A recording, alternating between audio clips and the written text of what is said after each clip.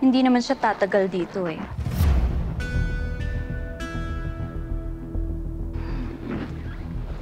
You like my new look? Gawa to ng bruha mong half-sister. Alam mo, swerte ka rin, ano? Yung iba, kumakayod buong buhay nila para makamit ang ganito kaginhawang buhay. Jewel, anak.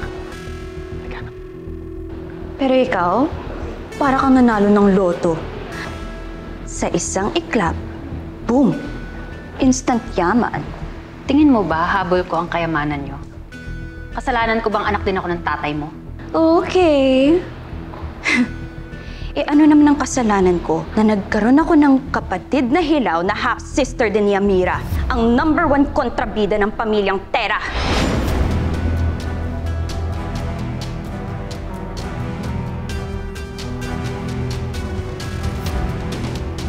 Sigurado ka ba na si Amira lang ang kalaban niyo? Sure ka? Gusto mo bang magbilangan tayo? Ingat ka kasi baka mamuti ang mga mata mo sa kalilista natin. Kung ano man yung kasalanan na alam mo sa akin, wala yan sa problema ko sa'yo. Ilusyonada! Oportunista! Sige! Subukan mo.